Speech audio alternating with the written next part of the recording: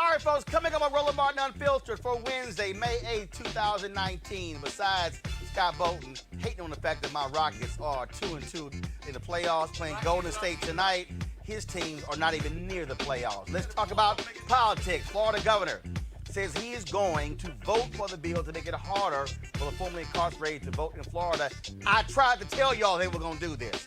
Republicans were going to do this, and it's happening. We'll break it down. We'll talk with a lawyer for the Florida Rights Restoration Coalition to see what their next move is. Johns Hopkins University students are protesting a private police force. They commandeered a building today until the cops went in and arrested a number of them. We'll also talk to the author of a book on Donald Trump. His taxes, according to the New York Times, show he's been cheating America, and he is not the best businessman. But we knew he was lying any damn way. Yes, we got another great segment, Trump Lies Matter.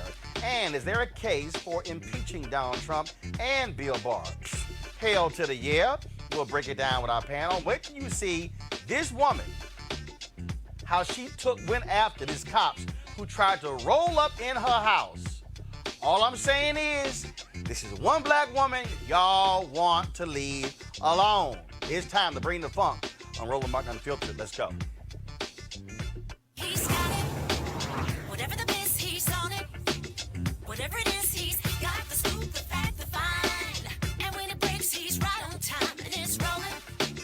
Best believe he's knowing. Putting it down from sports to news to politics. With entertainment just for kicks, he's rolling. It's on go, y'all. It's Roland Martin, Rolling with Roland now. He's funk, he's fresh, he's real, the best, you know he's Roland Martin now.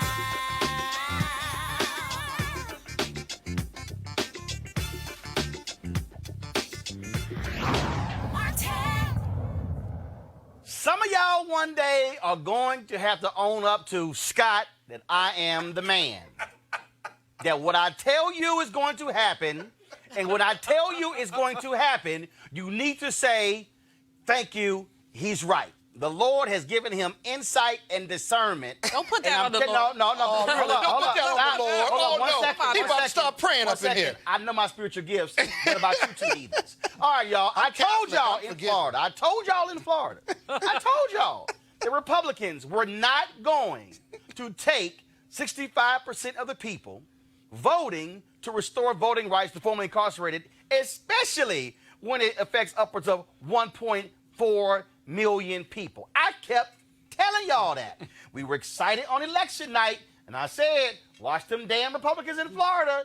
You know what they gonna do. And even with my man Desmond Meade and his wife Sheena came on, oh no, we gonna register the people. I'm like, I'm trying to tell you, don't trust Republicans.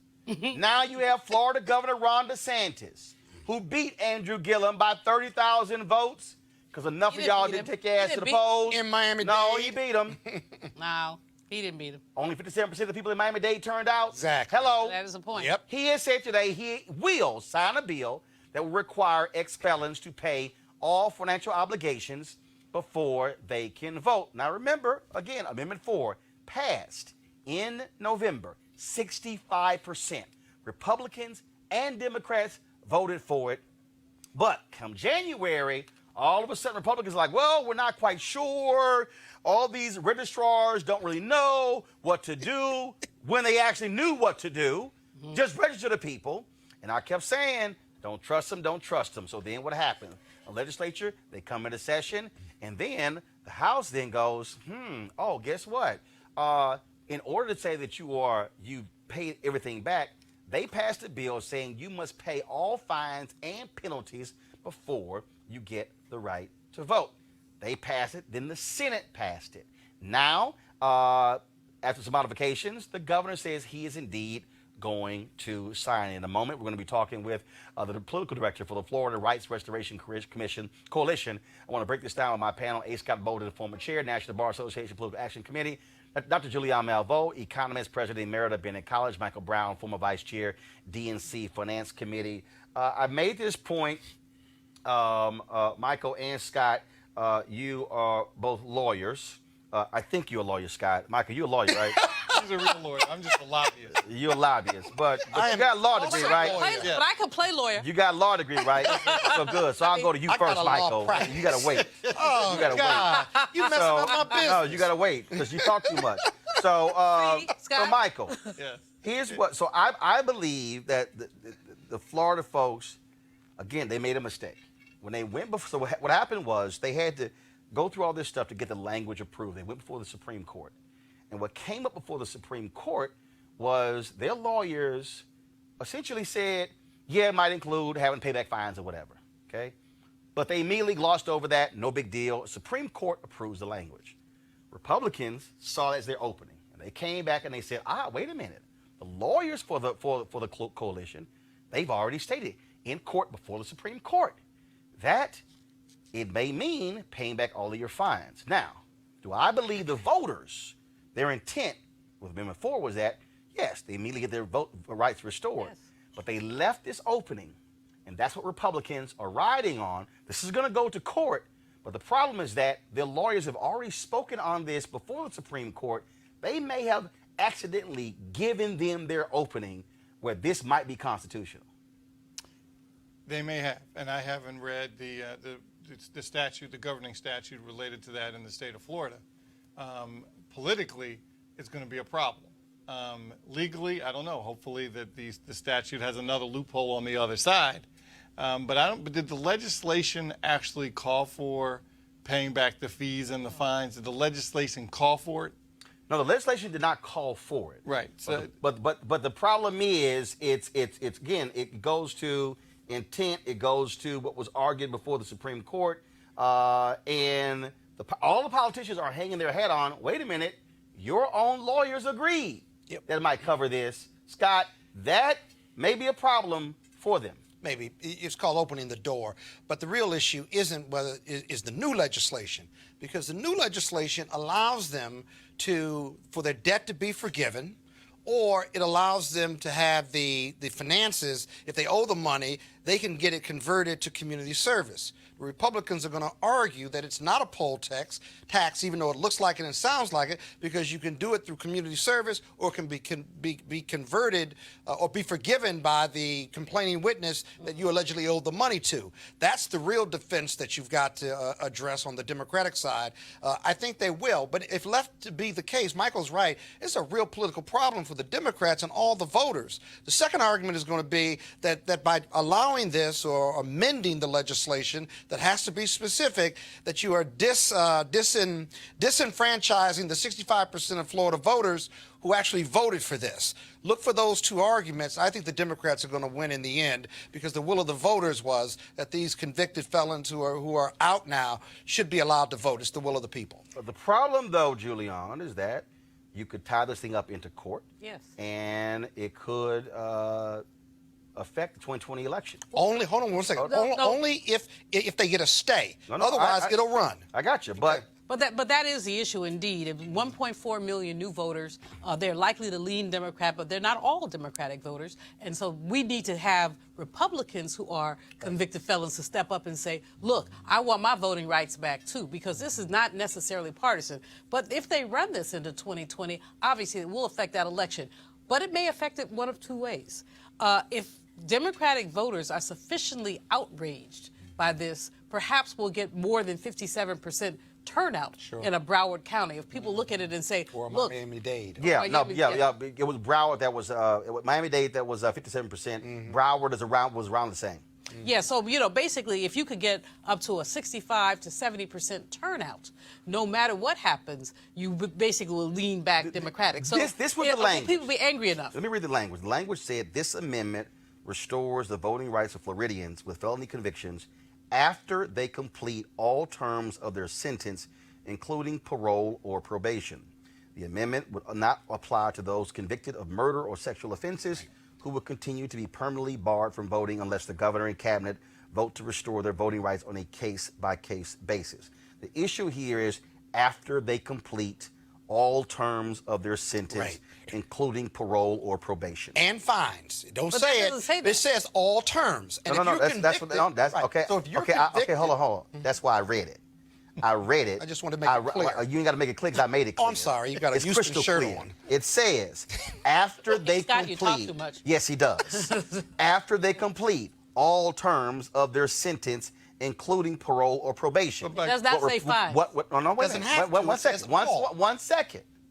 What Republicans are arguing is that Okay, fine is a term. all terms is that when you get sentenced and the judge says this is what your sentence is, they are arguing that fines or restitution to the victims all falls under all terms. And when they went to the Florida Supreme Court to ratify the language of this language, that issue came up. And that's why I'm saying the argument was made, and their attorneys have said, yeah, it came up, but we didn't see it as a big deal at the time. But this is what Republicans are latching on. That language, and again, all terms, that's what the fight is going to be about, and that's why they passed this new law. And are they going to lump in child support, parking tickets, which have nothing to do with the sentence? Right. Are they going to lap that in too? That will be their next level of. Not if it's part of their felony conviction. I would think So not. I would think not, but you're right.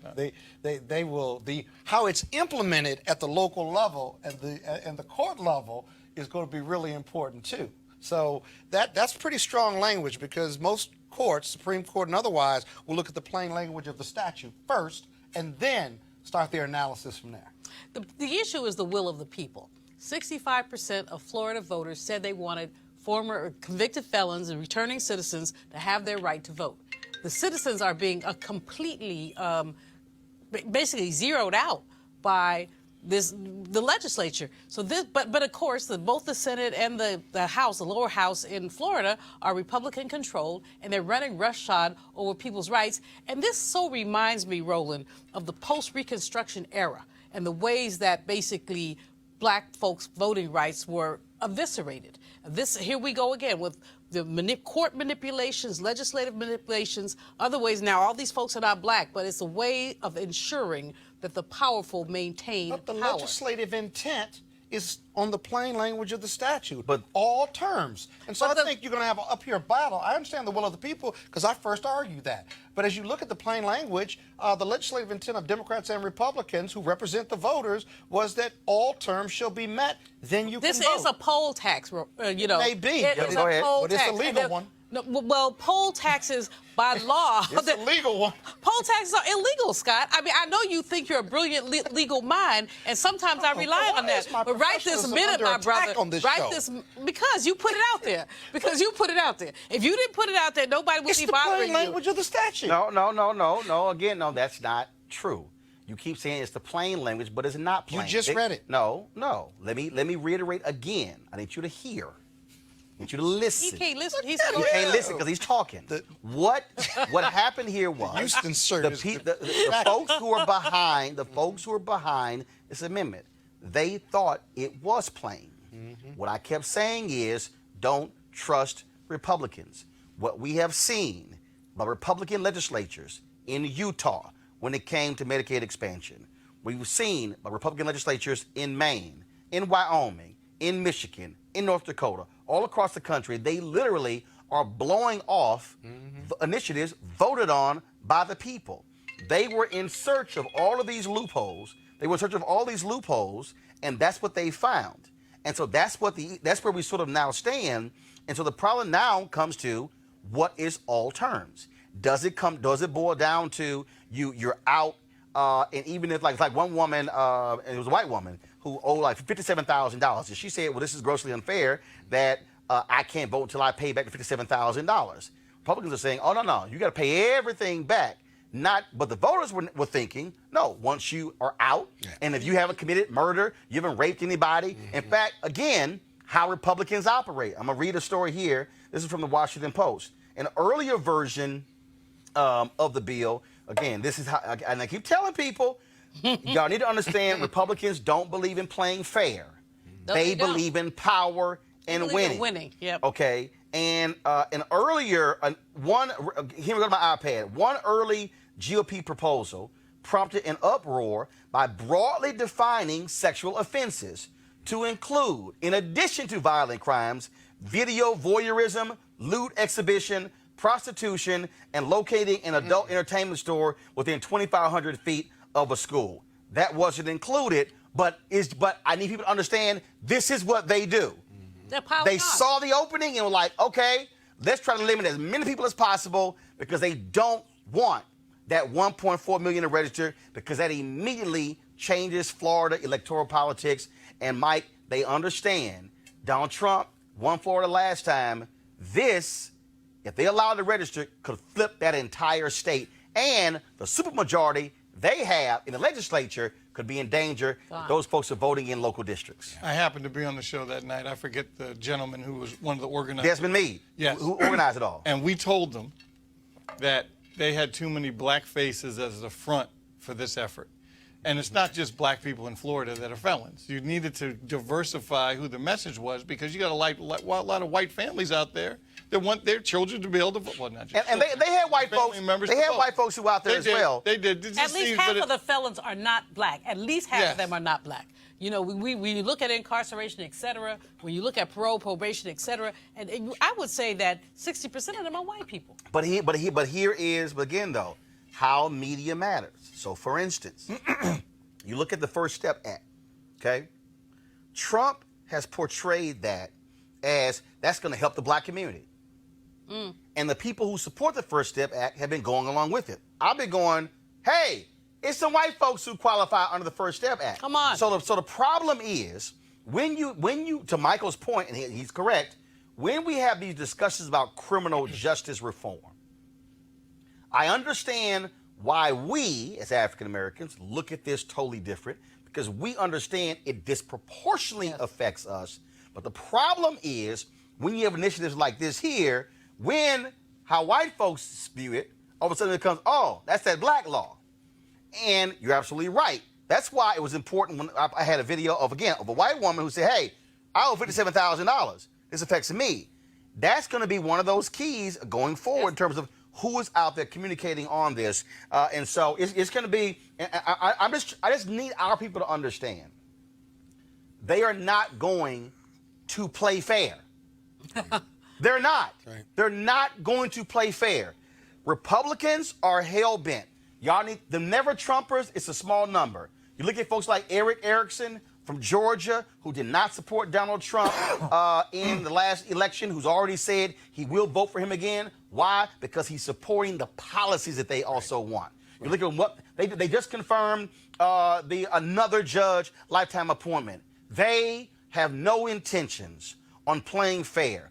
We better be fully prepared for an absolute assault on voting and voter suppression by Republicans nationwide. We need to look back again at the post-Reconstruction era and look at the ways, the chicanery, the ways of white supremacy were elevated. Just yesterday, Roland, that man who lives in a house that enslaved people built, proposed a new set of regs around what poverty meant. And so they want to narrow the definition of poverty. A poverty line for a family of four is $25,900, right, something like that. But they want to basically narrow that so that fewer people will qualify for public assistance. Mm-hmm. He has made several comments about the fact that so-called able-bodied people are receiving assistance. So if he gets reelected, this man is going to have a romp. Oh, no. Steve Bannon has already said, you have not seen an unhinged Donald Trump. He said if he gets a second term, he is going hard. And but I just need our folks to understand that we can't get caught up in this game of not understanding voter suppression. That they are going to try everything, Scott. Yeah. Everything. Yeah, but going back to the Florida voting piece, the roots of why you can't vote in this country, if you've got a convicted felon, date back to the Jim Crow days. And several states still have it, but there is no causal connection whatsoever between your voting and whether you've served a prison term. They don't care. One factual connection. Well, it was originally put forth in the southern states to block people of color and new slaves. No. It was not put in place to block people of color. What was it put in place for? To block black people. Yes. Thank you, I'm sorry. sorry. No. There are No, times that we use people of color too broadly. But to stop black was people, and I said specifically to slaves. stop black people. Oh, my No, goodness. no, Scott- All right, Professor, Scott, forgive it's me. an important- I take your You- friendly you're amendment. forgiven. Hold on. I'll But take your Scott, it's friendly an amendment. important point. It is an important point. And my point is sustained. Somebody send him to law school. Sustained. I'm out of here. Julian. Here's the point. We keep saying people of color to dilute the attacks on black people. Black. Black. Say it again. But when you say people, no, they were no problem with that. Yes, I it said is a problem. slaves to block slaves from voting. Enslaved people. Thank you. Forgive me for using the term. Okay, go ahead and people of finish your color. point, please. My point is this, right? He don't have no There's point. no causal connection, no political or legal connection between whether you should be able to vote because you've been a convicted No, felon. there is a political connection. You're black. Yeah, exactly. Which is not sustainable under the Constitution. It's been sustainable. So every state ought to take a look at this. Florida took a look Scott, at. how do we get Plessy? How do we get Plessy? Exactly. That was upheld. I am arguing in your favor. I am saying. No, you're not arguing in my favor. I am. What I'm saying is that no state should have a law that blocks felons from voting. But here's the deal. That's nice in a very hypothetical world. But the reality is, after this passed, is the Roberts but Court. here's the deal. After this passed, the Republican governor of Iowa, she came out and she said, shut down. The reality is, Republican voters, white Republican voters, support these measures. This was a 10-year effort in Florida. It took a decade to get this on the ballot. They do not want this in Texas or Tennessee or Georgia or North Arkansas Carolina. Come on. or North Carolina. Florida then. No. It took 10 years, but Florida voted for this. No. Follow me here. You keep saying that no state should have this. What I'm saying is this, Michael, is in the interest of Republicans to keep fewer folks voting, and they do not want to see, especially black folks, but even others voting. They don't want to do it. You know, there's another part of suppression outside of the pieces we're talking about, is internal suppression, especially when we have all these folks running in the primary. If your person doesn't win, you're upset, you take your ball to go home, and you don't come out for the general. During the Republican, they had 17 people, but all those people backed Trump because he was the nominee. Yeah, you had a couple of people, outliers that didn't do it. Right. But I guarantee you they didn't vote for Hillary. Right. They may have written somebody in, but they came to the poll. So we have to be careful about that. Folks, again, we're talking about the election, and you would think that one of the reasons why Donald Trump never wanted to release his taxes because he knew the impact it was going to have on this election. Well, the New York Times, of course, came out with this study showing that pretty much over a decade, Donald Trump lost $1 billion and didn't pay any taxes whatsoever. Now he's trashing the Times, calling it fake news, blasting everybody. But this is really his Achilles heel because it goes to his heart of questioning him as a real businessman. David K. Johnson, someone who knows him well. He's written about Donald Trump. He's the author. First of all, he's the founder of DC Report and the author of It's Even Worse Than You Think. David, I never believed he was a damn billionaire because the Forbes list is a lie because they just guesstimate anyway. But the fact of the matter is, Donald Trump, he knows that it's a lie that he's a great businessman. New York media played a role in this. Networks like CNN and MSNBC and Fox News kept putting him on. They kept promoting that lie. And all these people who voted for him, they actually thought, put a great businessman into the White House who can save America. Yeah, you're exactly right about that, Roland. The news coverage of Trump by almost everyone was gullible and naive, and it's an example of the old problem of don't let the facts get in the way of a good story. And those of us like Wayne, the late Wayne Barrett, myself, Tim O'Brien, who were documenting that it wasn't true, we were met with, attitudes by even editors when I was at the New York Times of, well, it's not that important. It doesn't matter, and they didn't see what you're seeing now, which is that you have a man in the White House who's a career criminal. And the discussion you've just been having, a man who is, as racist as can be, even as he goes around proclaiming he's not, and his followers are to a large extent people who want to parody Trump's line, "Make America white again." Voter suppression to them, perfectly okay. And David, the thing is here, and the reason that it just stabs him in the heart, because he's crafted this whole narrative. I'm the smartest, I'm the best, I remember everything, I know all these things.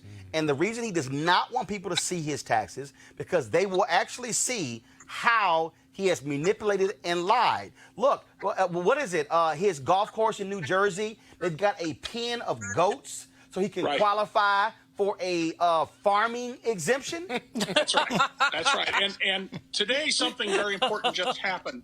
The New York State Senate just passed a bill authorizing the state to give state tax returns to the Congress on request. Your state and federal tax returns in New York are essentially identical. The Assembly is controlled by Democrats, and Governor Cuomo says he will sign this bill. So the House Ways and Means Committee, despite the Trump administration lawlessly refusing to obey the law and turn over the returns, is going to get something very close, 99.9% close to the returns that Donald Trump filed with the federal government. But David, does it bother you that Democrats, and again, the dancing they're doing, he is basically saying to hell with you, Congress.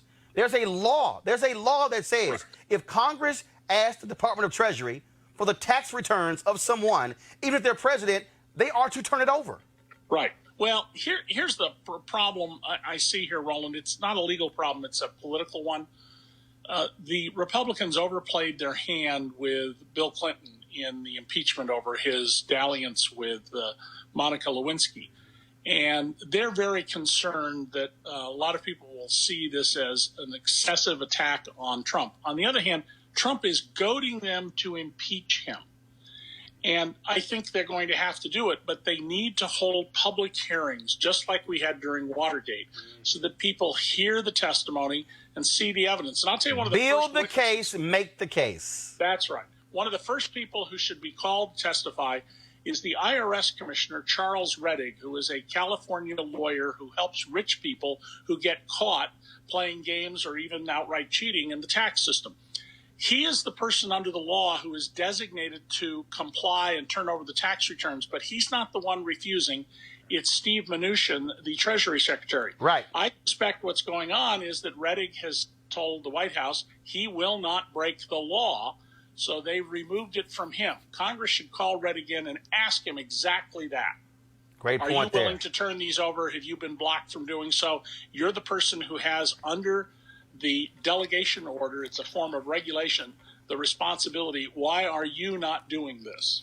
Last question for you, David. I tweeted about this earlier today, and Priscilla O'Brien was highly critical of these networks who kept putting him on. When I was at CNN, an executive vice president who is still there, I said on the air, I said, Donald Trump has no business being on this air talking about business. There are other CEOs that we can get. I said, when he's on CNN, we should run across the bottom that says, this is for entertainment purposes only. Ken Jouts sent me an email and said, do not criticize when Donald Trump is coming on our air. And I said, no. And that was my point. Wolf Blitzer would go interview Donald Trump at his tower. And I went to his booker, and I said to her, what the hell are y'all doing? I said, oh, no, but he's great for ratings. I said, he doesn't know what the hell he's talking about. National media fell for this, and they created this monster that he is basically the best businessman in America. And not a single one of these networks and executives has said, we apologize for not listening to folks like you and Wayne and others where the truth was there. They fell for the okie doke, and they should be ashamed of themselves. Well, and especially culpable here is my former newspaper, the New York Times. As soon as Donald announced in 2015, I said to myself, oh, my God, he just might pull this off. I dropped what I was doing, which was finishing a book proposing a whole new federal tax system, and went to work on this. And there's an article in the Columbia Journalism Review either today or yesterday pointing out that I was virtually alone out there saying, you need to be asking as journalists the following questions. There were 21 questions I pressed. Nobody did. And the New York Times in particular bears a burden here because every important news person in the country, the first thing they do in the morning is they read the New York Times. And the Times failed to investigate Trump because the attitude among those editors whom I know was everybody knows he's a crook and a charlatan. Well, no, people don't know that outside of Manhattan. Right. There you go. Well, David K. Johnson, you've been doing a great job. Again, folks, D.C. Report, author of It's Even Worse Than You Think. We appreciate it, David. Thanks a lot. Thank you, Roland. Go to our panel here. Again, he's a fraud. Donald Trump is a fraud. He is not an excellent businessman.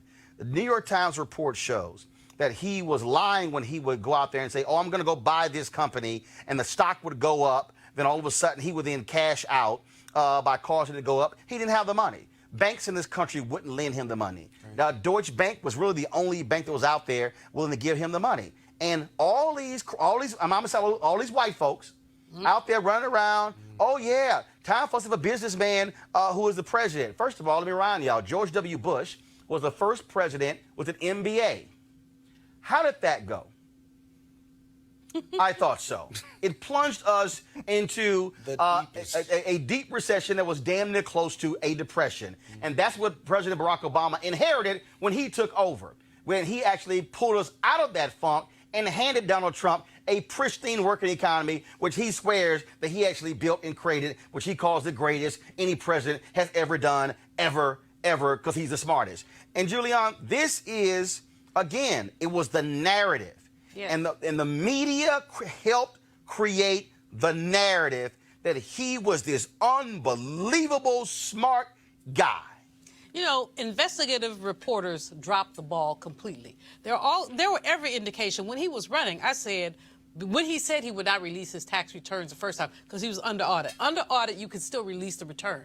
I mean, you filed the return, you can release it. There may be a problem with it, but you can release it. At that point, I said, this dude don't have no money. Excuse my ebonics. But I said, this dude doesn't have the money that people think he has. He has leverage. I mean, all these things with Trump on them, he doesn't own them. He's licensed his name. Right. So basically, he's two steps up from a hoe. I mean, licensed his name and not really actually done very much else. Then, well, let me not go there. I was about to start talking about Ivanka, but that wouldn't be nice. I could do a lot with that. I'm glad you moved on. But go finish. Go ahead. The point here, Roland, at the end of the day is his financial vulnerability makes it easy for Russia to prey on him. That Deutsche Bank was the only bank that would lend him money, and that they pulled a plug on him at a point in time suggests that he was still borrowing money. Who was he borrowing it from, and under what terms, and what did he have to give up? And I would love to have been a fly on that wall with that conversation with Putin last week, because you know, you don't know. But Scott and Michael, this is just the reality of what we are looking at here. If Americans got to see the tax returns, this is what they likely will see.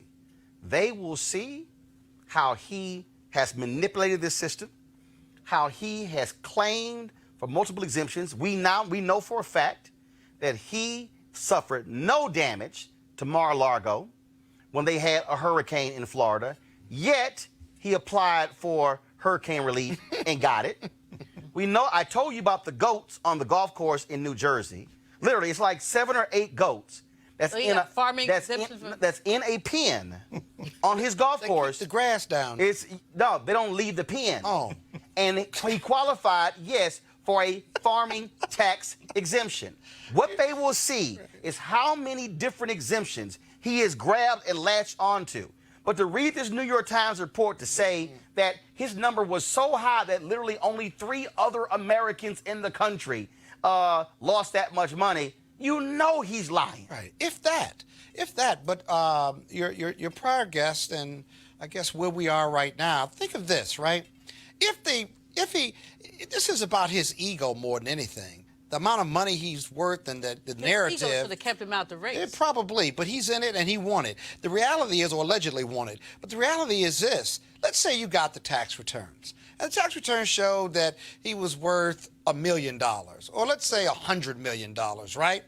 With this 42% and the 98% approval of the Republicans, would he lose that if reality came forth? If you released his tax returns, would they stop supporting him? No. They would not. No, but the issue has... And just like the media continues to support him in the way you just described negatively, is because they know he's lying, but it makes good copy. No. Not that it makes good copy. It makes them a ton of money. And here's the piece here, Michael. The piece here is not the 98% of Republicans supporting him. That's not the issue. He can't win just with them. The problem are the independent voters and those disaffected Democratic voters.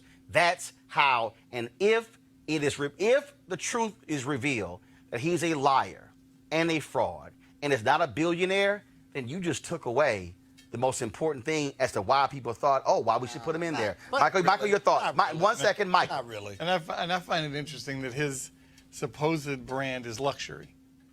But when this is all over, I don't know how the people that support him will be able to afford his luxury items, because there are certain demographic groups. They can't walk through the Trump Hotel in D.C. right now. So that's why people are taking names off of their hotels, and I don't know where he's going to get the income when they're done. And plus, as Julianne said, and I know Scott mentioned it, how he tallies his number is if his name is on a building, he puts the worth of the building on his bottom line, like that's his building. Right, even though it was a licensing deal. Correct, and he does the math. And again, we already have the evidence where he has manipulated the numbers, where for the purpose of getting a loan, he said, my golf course in Scotland is worth and generates this. But then it was time for him to be taxed. Oh, no, the golf course is worth $5. Right. And so right there, we already got the evidence where the guy's going to lie about it. And he is going to go to the mat, and he is going to take this tax deal all the way to the Supreme Court. And there was a segment today. Here's Supreme Court. But here's the deal. There was a segment today that was on Fox Outnumbered, which was beyond laughable. I really thought it was a Comedy Central segment, where they had that idiot Mike Huckabee, with the lying daughter, Sarah Huckabee Sanders, and all of them on the show saying how disastrous it would be if I love the story was no, it really was funny, because they literally said it would be disastrous if he releases his taxes. Because people will be looking all over, and they would be looking at this LLC and chasing things. All these folks on Fox were arguing why he shouldn't do it. Do you actually believe that if Hillary Clinton or any Democrat just was this obstinate about not releasing their taxes, they would be like, no issues, no issues. Right. That's why I keep saying, Fox News, Republican Party, all of them. This is about power. Most of them, they hate his guts. They know he lying. Right. Y'all know But that. they're benefiting. But Roland, That's the point. Benefiting. I mean, when democracy dies, who benefits in a predatory capitalist system?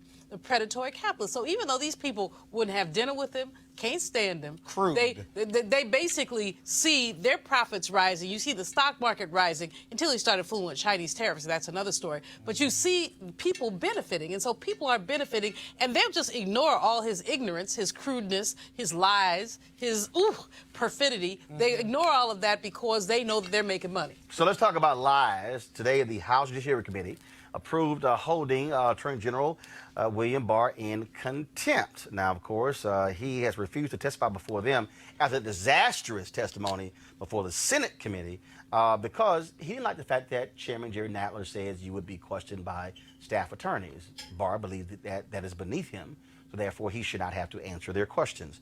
Now, Donald Trump, actually, I love this one here. So he's claiming executive privilege over the entire Mueller report. Didn't that report get released? So exactly how do you claim executive privilege over something that's already been released?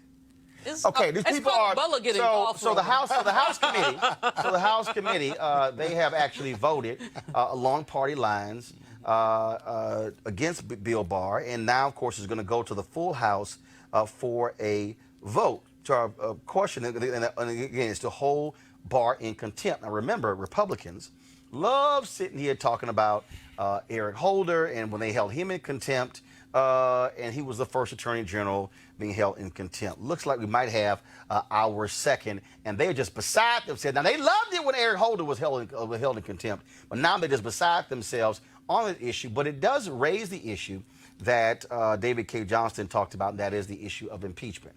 You got Speaker Nancy Pelosi, who has been dancing around this issue. She's like, hey, you know what? We don't want to impeach that. She's calling this thing self-impeachment. I don't know what the hell that means, and all this sort of stuff along those lines. So I'll ask the three of you.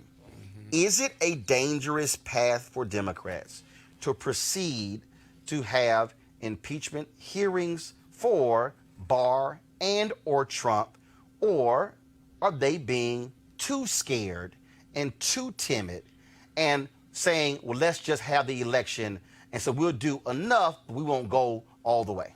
Yeah, you know, the impeachment process is not a partisan or political process. The Democrats are treating it that way. They're looking at the 52%. So what is it? It is an enforcement process to take the desire of the will of the people who put the president or who put Barr in office and to remove them as part of the process. No, that's not what it is. That's exactly what it is. First of all, impeachment the impeachment process would remove, indict him, and then remove him. First, the impeachment is in the Constitution. Exactly. Two, it's the law. No, the body that impeaches him is the House. The body that convicts or acquits the Senate.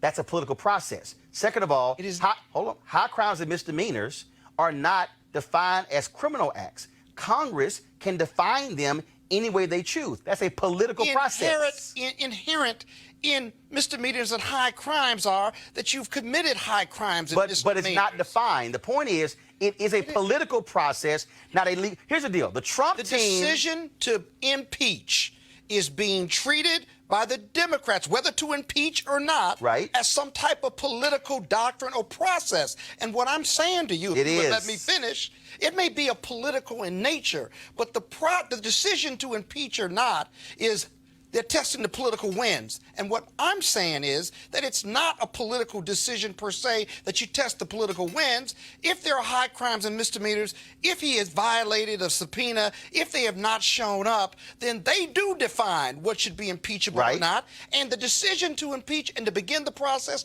despite what the Senate won't do, and that is they won't convict him, as part of the Constitution and for the betterment of America, they've got to go through this process. And again, for the people who don't understand any of this, again, you have House and the Senate with two different roles, Mike.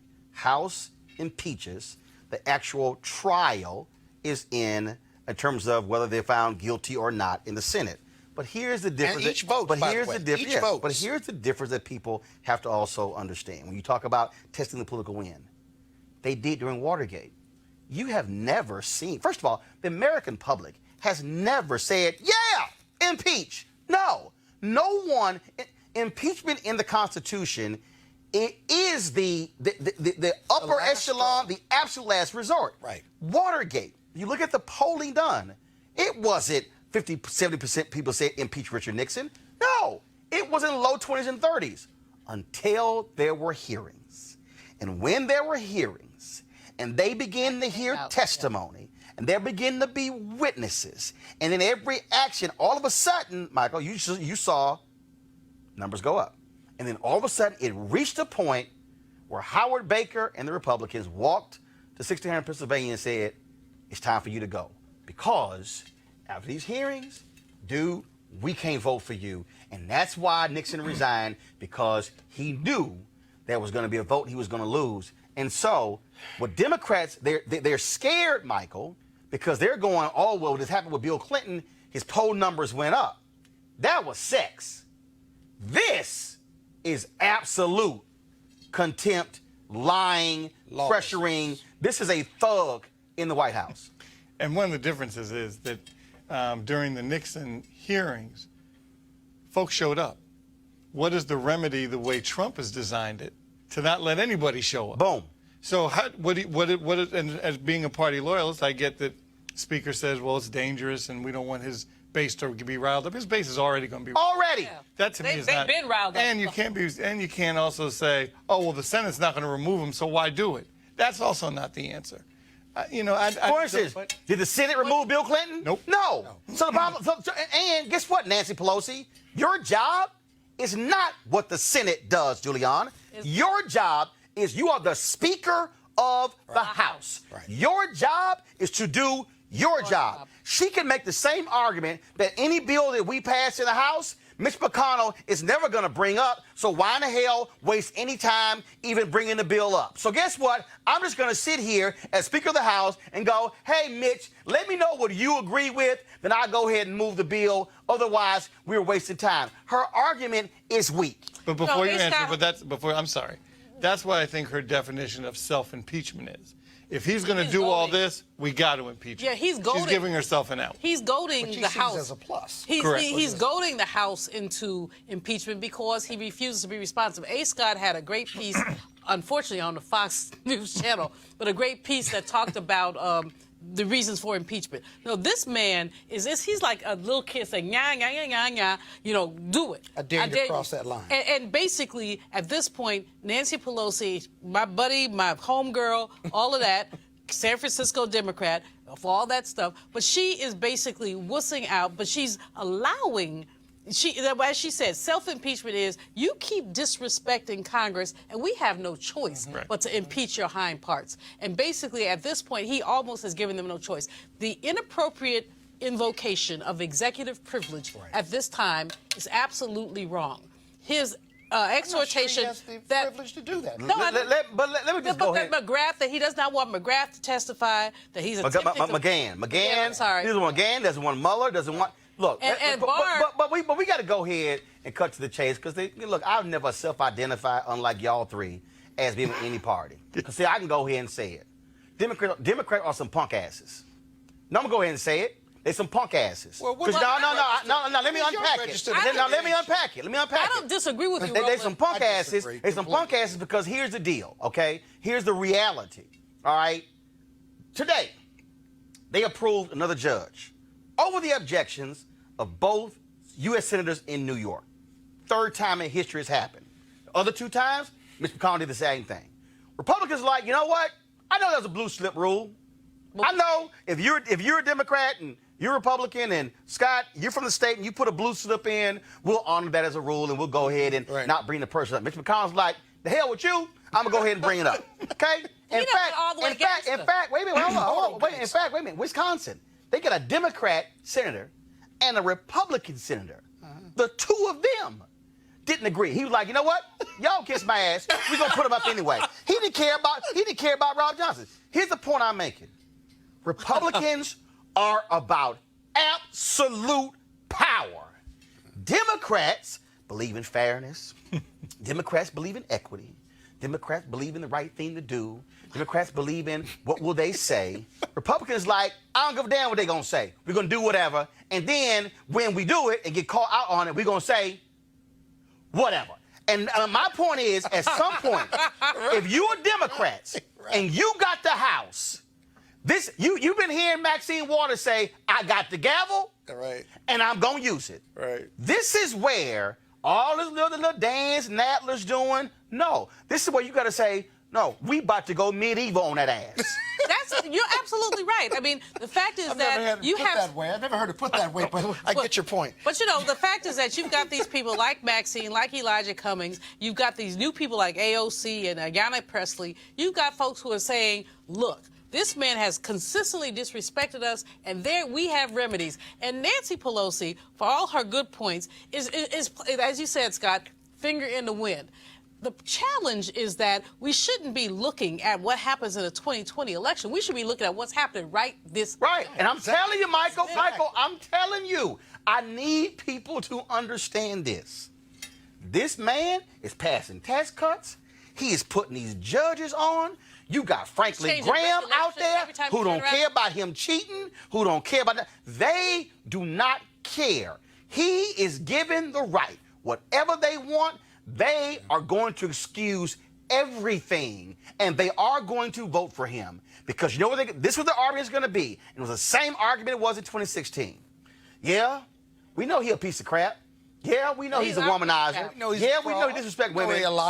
But if Hillary president, oh, well, she gonna pass. I don't care who the Democrat is.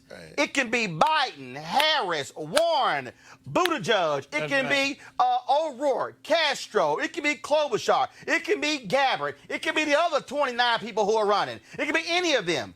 Republicans are gonna say, if Donald Trump we can't stand, is better than any Democrat we kind of like. Because of predatory capitalism. Because of predatory capitalism. Well, not just that, but also race. Predatory capitalism. We're not socialists. They are socialists. It's an attempt to extract that last dollar from a working person. The fact that these regulations, Scott, I know that you are a petty capitalist. I realize that, and that's a good thing. Hold up.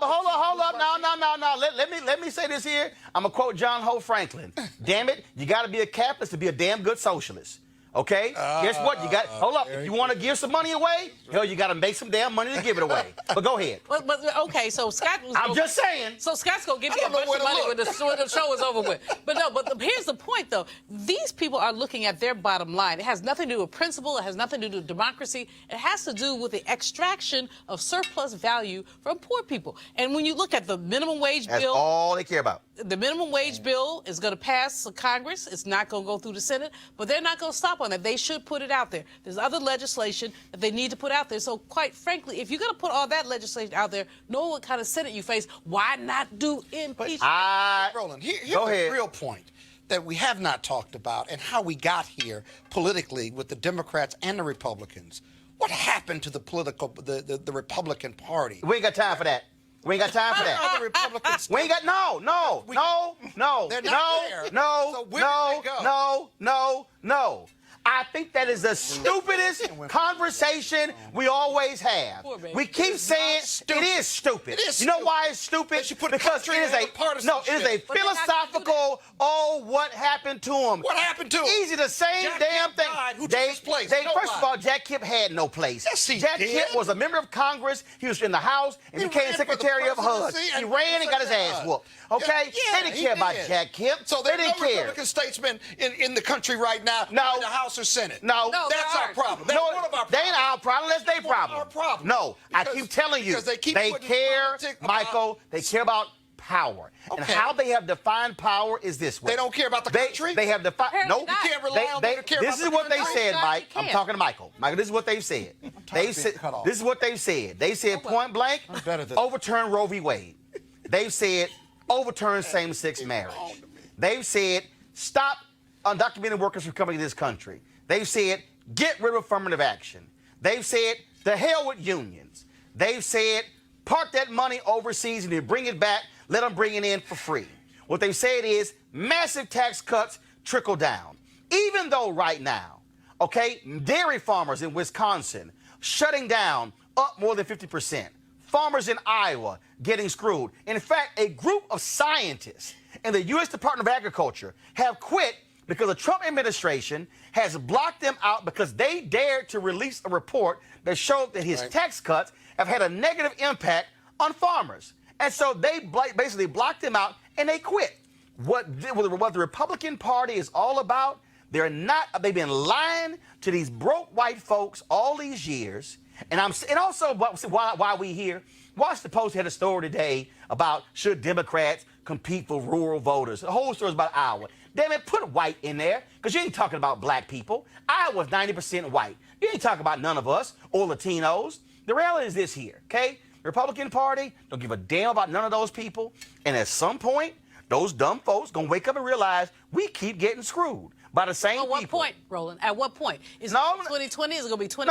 No. We Hopefully could they wake survive up. another 4 But the deal years. is you can't waste your time hoping they wake up. What you got to do is you got to turn out more of your people to beat them. I have, and you know, Tom Perez is a good friend of ours, and I know we all know him and like him, but I got to go back to 1988 when my father was chairman, and he watched how Lee Atwater and Roger Ailes ran the Republican Party. He said, we're not going to bring a knife to a gunfight this time. We're going to bring a gun to a gunfight. And that's what they did. I'm going to bring a bazooka. And he said, look, and that's where Chairman Perez's challenge is going to be. Yes, I get, and that's what you were talking about, Roland, the fairness thing, and that's what we're about, fairness. Sooner or later, he's going to have to stop this primary process. Of course, not anytime soon. We have primaries to run, some caucuses. But what my father did is let people step up, and then he said, you know what? Bill Clinton's the guy. Everybody else, I'm turning the faucet off. So you can either get out and be part of the team, or you're just going to get trampled. And people made some tough, and that was back in Gephardt days and Rockefeller. These were some strong people. Right. And you have to sometimes make a tough decision what's best for the party and best for the country. And that's what hopefully Tom. So hold on. Wait. So wait. I'm going to end this segment on this. And so when we did the Erica Alexander, We got more to say. Get over it. When we had the Erica Alexander interview, I want y'all to listen. I want y'all to listen to the last line of what Erica Alexander had to say. And to me, that's what Democrats should be, their state of mind today. So this was the promo that we ran promoting our interview with Erica Alexander. Here we go to my iPad. Are they going to run it for you? In order to get any everything done in this world, we have to work with the system that's there. And you have to have the courage of your convictions. You may despise me, you may not understand my choice, but at least you can respect that I stood in it. If you're outside the mainstream, no one can push you aside any further. Life makes you jaded, and it hurts you, and it's painful. And we've had a lot of pain in this country. Trump can show up and say anything, and they can just go, oh, yeah. The African-American community was great to us. They didn't vote. You know, he just called you stupid. Did you hear that? But he's for us. Really? And they were just regurgitating the things that they had heard on a radio or in the barbershop or something somebody had told them. They hadn't thought about it. Democracy is in danger because people don't know how to think. I'm done with trying to convince people to try to vote for their, for their life. You have to run for your life. I'm gonna go try to get people who are open to it and lead them. I'm done with hope. Fuck hope. Fight. That's it. Y'all hear that? Did y'all hear that last line? That should be on a T-shirt. Fuck hope, fight. That's what she said. I didn't understand. No, okay, hold on. I'm sorry. Hold up, sorry. Let me walk you through those three words again. Eric Alexander said, fuck hope, fight. I got it. I didn't hear her say that. It was muffled. So y'all, it wasn't muffled. You heard me say it. So all y'all, look, I know all these black folks. I know all these black folks. You damn right. I know all these black folks. Cursing works. I know all these black folks still in love with Obama, and they want Obama to come back. Let me go and help y'all. He ain't coming back, okay? He ain't running again, all right? And guess what? Where we were in 2008 is not where we are in 2019. And so you can talk about the love army and love them and hold them and caress them. I'm telling you right now, Republicans ain't trying to love us. They ain't trying to caress us. It's about power. And you better understand what Michael said. When you come into a gunfight, I advise you to bring a gun. And in my case, bring a bazooka. Or like an automatic. I'm blowing out a bazooka. I'm blowing the whole side of the wind, the whole side away, not just that one person. Because I'm telling y'all, mark my words. If y'all think I'm crazy, write it down. Today is May 8th, 6:59 p.m. The Republican Party, they will do everything to win next year. Period. Yeah, that's true. I gotta play this video, y'all. So we saw this video. First of all, I ain't realized somebody black lived in Montana. That's one. That's one. There's a sister named Angela Whitehead. These cops from the Billings, Montana Police Department walked into her apartment without asking Angela's permission. They didn't knock on the door. Woo! Check out Angela. He can't. You cannot come in my home. I did not give him permission. You did not. He was. Thank you. So no, it's an altercation. There was no altercation. I don't give a damn what you heard. I don't give a damn what you heard. You understand what I'm saying? No, because this is my home and this is my property, and I'm telling you to leave my home. That's what I'm telling you. This is my house. I pay these bills. You crazy? Out your head coming up in my house? You must be crazy coming up in here. Talking about you heard something. You heard me talking. I talk loud and I'm aggressive. And guess what? You did not knock on my door. There's no weapons here. There's nothing going on here. And you are violating my rights, sweetheart. Right. Now, tell me that I'm fucking wrong. You can't, because I'm not wrong. You do not come in my home without my permission. Period. When I get called, I don't care what you got. Hey, I don't care. I don't care what you got. Because guess what? If I hadn't just came in the house and smoking a cigarette, this door would have been closed and your ass would have had to knock. You do not fucking come in my house without my permission. With your white ass, and I'm black, and I'm scared of you. So guess what? I don't care. Right. I don't want to hear it. I don't want to hear it. That's why you're screaming. I'm screaming because I'm screaming because you're in my space. This is my home. This is where my kids live. How I know you wasn't coming up here with a fucking gun? Black people killer? How do I know that? I don't. So guess what? I'm aggressive. I'm being hostile, like you guys call us, because you done came up in my home. Stop playing. You got the wrong black girl on the right day, baby. What do you want? What do you want? Goodbye. I know my rights. They cannot walk in my home. Because if this door was closed, they would have had to knock. Don't ever do that again. Thank you. They left out the motherfucking part. Oh, man. Okay, y'all. Y'all aired the good part out. All right, let me go ahead and do it, okay? So it's a brother who's off. Oh, I can't believe y'all edited the Oh, man. It's a brother who's off screen. He's trying to be reasonable. Sir, she's like, shut up. My house. Straight back to the cop. She jumped in the cop's ass. Brother start talking. Kevin, shut up. Y'all left the good stuff out. It was a brother was trying to calm her. She was like, shut up. That's why I run this house. No, she said, I run this house. I pay the bill. And then it was, dog, she said it. Did she really? Bruh. She said, I pay the bill. She's like, Kevin, shut the hell up. Yeah, she did. That's my cousin. I'm claiming her. She's a member of my family. No, but she was, you heard a noise. Oh, God. And you gonna walk into the apartment? Not knock. Not knock. Just walk in. Two Hey. policemen. Hey, now. We know who need to run for Congress from Montana. Right? And that'd be her campaign video. But they stood in the video and they didn't say anything. And then they left. And then they left. And at the end, you didn't hear the other part at the end where the cop said, well, ma'am, you really should take his advice. Listen to him. She's like, hell no. Out. But I'm with her. We need to replicate that. But she was right, actually. That's why they just stood there, because they were trying to figure out a way to gracefully to de-escalate and just walk out. Eventually, they just backed out. I've never seen anything like that. They had no business there in the first place. You just don't walk up in somebody's house. Because you heard something. She said, I got kids. And you heard me talking loud. And I'm aggressive. I love her. I want to clone her. I want to replicate her. I'm telling y'all. That's my spirit animal. Well, did you tweet that out, that video out? Oh, hell yes, I tweeted the video out. That's why I saw it. I need to retweet that. Dog, I'm telling you. I'm telling you. And what I love about it when she was like, shut up. Yeah. She told her brother and he was trying to like, Mr. Officer, everything, it's, officer. Yeah, he was playing Mr. Bojangles, and she wasn't having it. No, she wasn't having it. She said, I'm in my house. I'm scared. I got kids. You got a gun. I'm black. You white. No, and you know what? And the reason I wanted that on because I'm serious. Black people have gotten fed up. And here's the other piece. And we talk about these shootings and stuff. Black folks are tired in this damn country of having to be on our P's and Q's, change our tone, and wear a damn suit when we drive in, okay? Because we have to sit here and deal with some bullshit, okay, from folks every single day. And I'm sorry. I'm calling like it is. We're tired of it. We're tired of having to change everything about us to accommodate folks who are largely white who can't deal with the reality, okay? There's a video of a white woman. Cops pull her son over. White woman comes to the scene, cusses the cops out. I'm talking about up and down. This is the cop the whole time. Ma'am, I understand.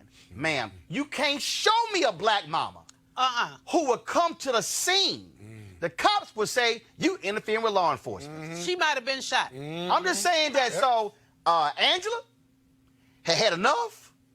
Angela probably saw her Bland video, and she probably saw everything else, and then she also knew, you're in my house. You crossed that threshold, no warrant, no knock.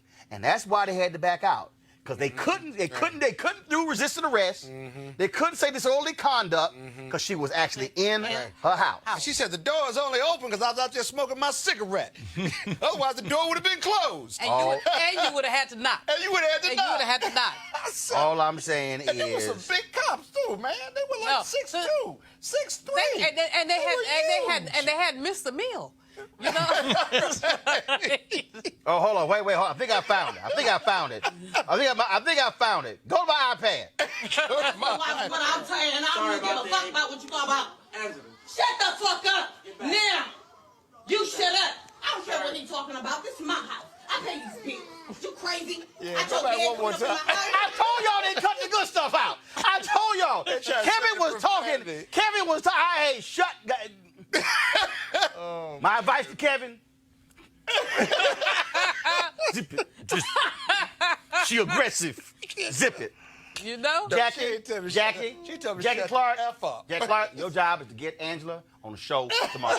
She was on Joe Madison's show this morning. Your job is to get her on the show tomorrow. We got to give Angela an Image Award. Oh, yeah.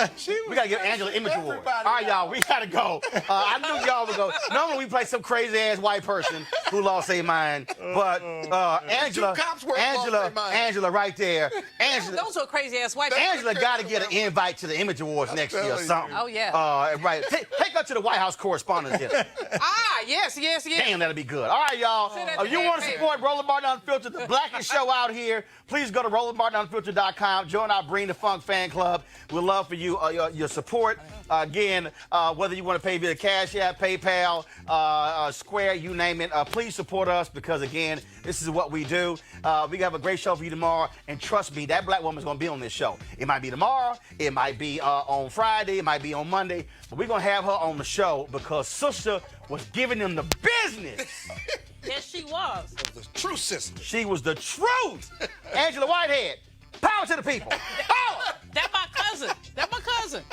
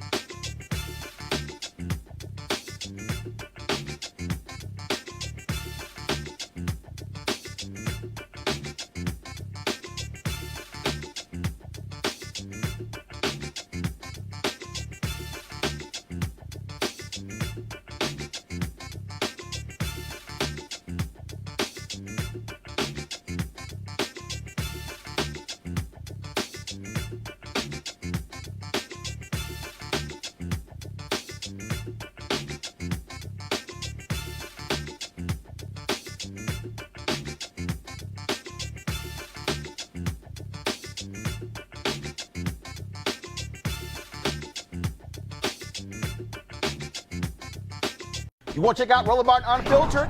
YouTube.com/Roland S. Martin. And subscribe to our YouTube channel. There's only one daily digital show out here that keeps it black and keep it real. It's Roland Martin Unfiltered. See that name right there?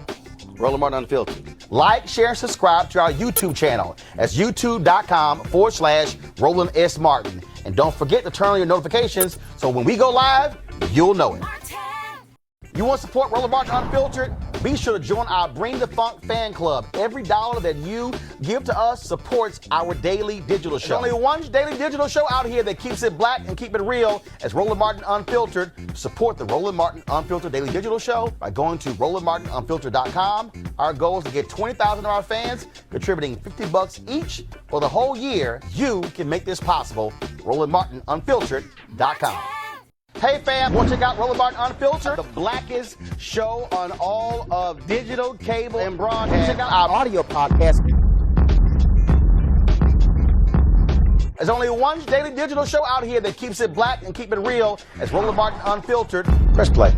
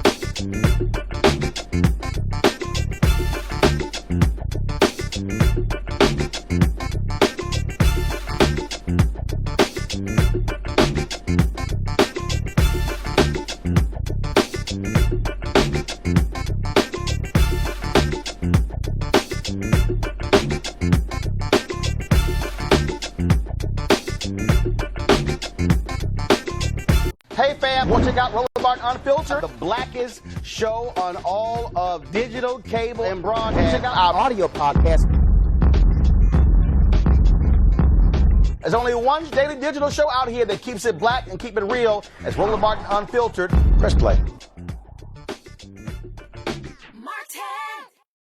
You want to support Roland Martin Unfiltered? Be sure to join our Bring the Funk fan club. Every dollar that you give to us supports our daily digital show. There's only one daily digital show out here that keeps it black and keep it real. It's Roland Martin Unfiltered. Support the Roland Martin Unfiltered daily digital show by going to RolandMartinUnfiltered.com. Our goal is to get 20,000 of our fans contributing $50 each for the whole year. You can make this possible. RolandMartinUnfiltered.com.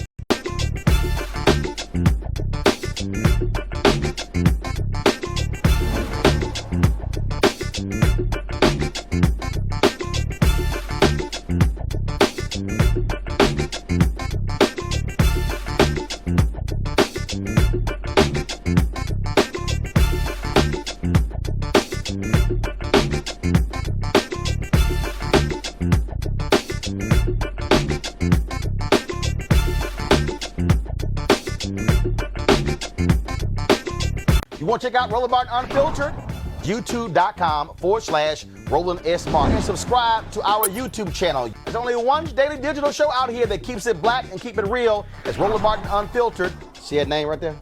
Roland Martin Unfiltered. Like, share, and subscribe to our YouTube channel. That's YouTube.com/Roland S. Martin. And don't forget to turn on your notifications so when we go live, you'll know it. Hey fam, want to check out Roland Martin Unfiltered, the blackest show on all of digital, cable, and broadcast. Check out our audio podcast. There's only one daily digital show out here that keeps it black and keep it real. It's Roland Martin Unfiltered. Press play. You want to support Roland Martin Unfiltered? Be sure to join our Bring the Funk fan club. Every dollar that you give to us supports our daily digital show. There's only one daily digital show out here that keeps it black and keep it real. It's Roland Martin Unfiltered. Support the Roland Martin Unfiltered daily digital show by going to RolandMartinUnfiltered.com. Our goal is to get 20,000 of our fans contributing $50 each for the whole year. You can make this possible. RolandMartinUnfiltered.com.